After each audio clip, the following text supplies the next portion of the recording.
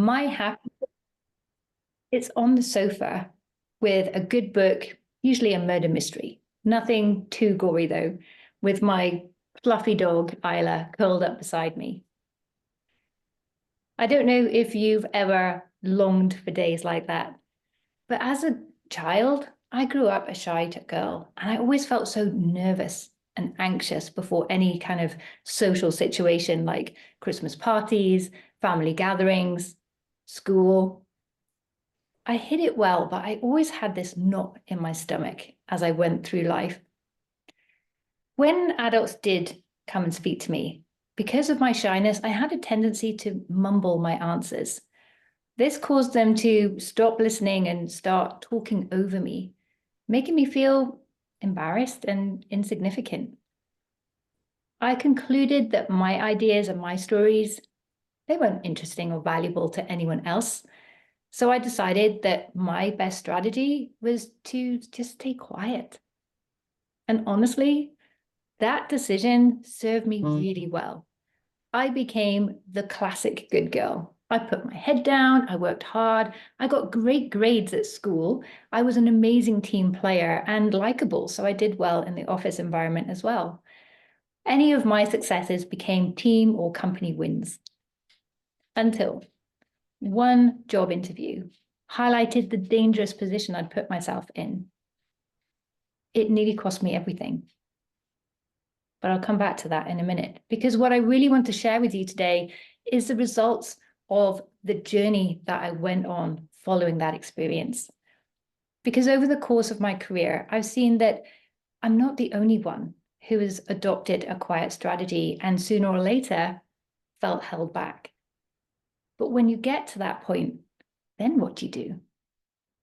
And in a world that feels like it's just getting louder by the day, and where we've all seen people in our industry rise to the top, not because they're the best, but just because they're the loudest. Being seen, being visible, being heard, being out there, it's getting harder and more anxiety inducing. However, I believe that being out there, being heard and seen, it doesn't necessarily have to be about being the loudest, because your whisper can be extremely powerful. So being shy, holding back, being quiet, it's not just a problem for us introverts. I've seen company directors shy away from opportunities to go networking.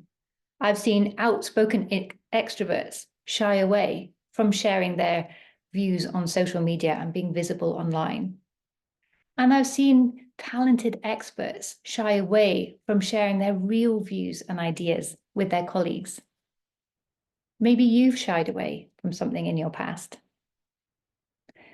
But as I said, I have also learned that it's not necessarily about being loud.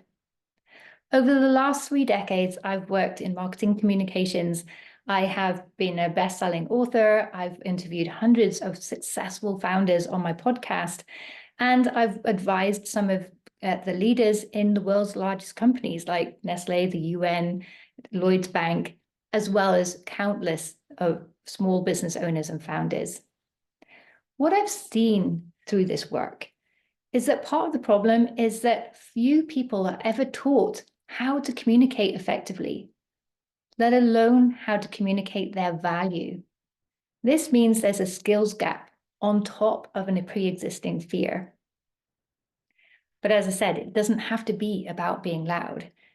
Let me give you an example. I show up online, but I rarely do live videos, and I'm not very consistent.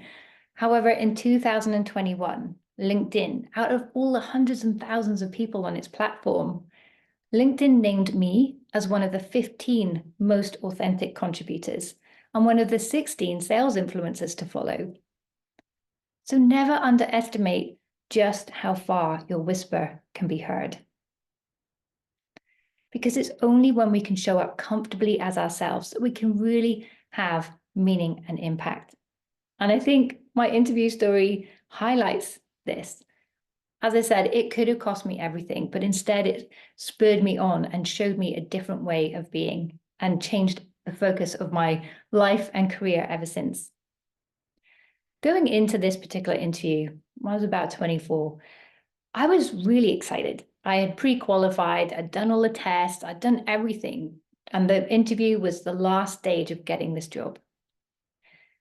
However, after 10 minutes, the interviewer threw my CV back in my face, accused me of lying, and told me to get out. I asked, a bit confused, is this part of the interview? It was not. I asked her why she thought I was lying, and then she dropped the bombshell. All I've heard you said is, we did this and we did that.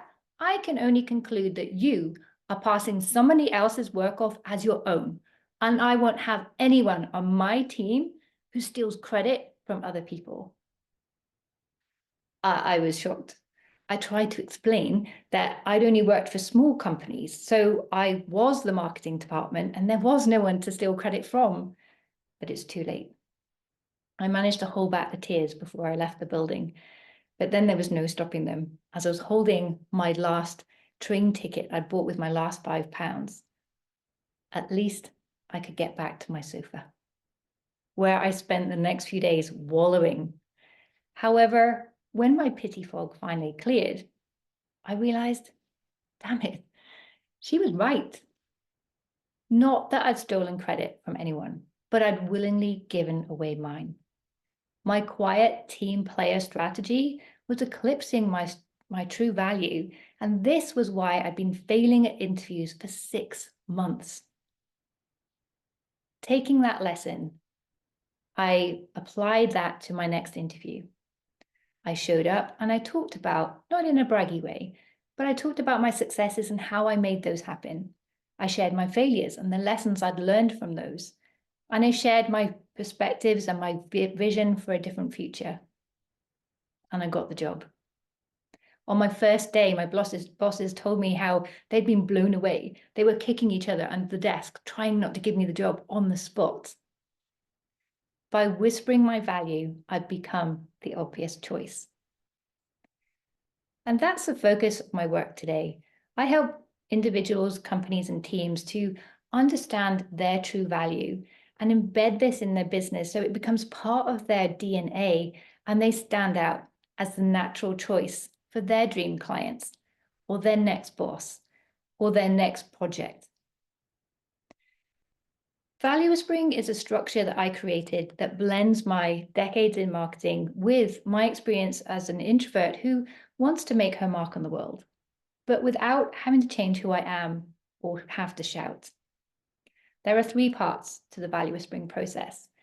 First is value understanding, because it is impossible to share your value if you don't know what that is. For this stage, we dig deep to really understand what is your value, what makes you unique, and what does that mean in your context for your clients or opportunity. The next stage is value weaving.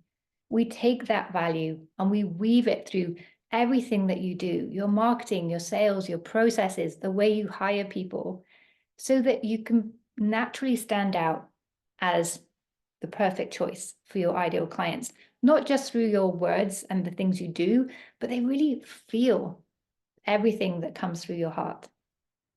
The final stage is self-leadership, because you can know your value. You can have the perfect marketing plan, the perfect sales process, but unless you really believe in your value, unless you've been able to set out the boundaries that give you the time and energy to live into that every day, nothing else quite comes together. One of my clients, she was actually my first client for the value whispering process, Kate. She's a great illustration of this in process. She came to me when her language school had been making a loss for 2 years. Her husband was begging her to close the doors, but she wasn't quite ready to give up. She wanted one last attempt because she knew that she could make a real difference in children's lives. We talked about her value to understand what it really was. She was telling everyone about her English lessons, but actually she did so much more than that. She helped children believe in themselves, to see how they learn, to get excited about their lessons. And they didn't just excel in English as a result. They became stronger in all of their other lessons as well. Knowing that value, that difference, we started to weave that through what she did. We started with her marketing so we could bring more clients through the doors. Before long, she had a message and a marketing plan that she felt so much more comfortable with, that was fully aligned to everything that she represented and was meaningful and impactful for her ideal clients. In her words, people coming through the door, signing on the line, and not even asking the price. 3 months later, she was breaking even. And 3 months after that, she was looking at locations, considering opening a second location to keep up with demand. But that fast turnaround for her business was only possible because we also worked on her self-leadership, her mindset, her belief, her ability to lean into her strengths and delegate other things elsewhere, and to let go of things that were no longer serving her. I'm pleased to say that 7 years on, Kate's business is still in business and thriving, and having a transformational effect on children's lives. So I would love to invite you to start the value whispering process for yourself. Take a deep dive to really understand your true value and what that means in the context of your clients and situation. Then weave that courageously through everything you do. Let it lead your thoughts, decisions, and actions, and you'll start to naturally stand out as the ideal choice for your clients. But don't forget to also work on your mindset.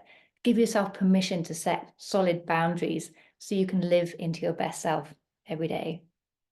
And if you'd like to know more about value whispering, I'd love to have a conversation with you. So you can find out more at my website, melittacampbell.com, or I hang out on LinkedIn. I'm just there at Melitta. That's Melitta with 2 T's.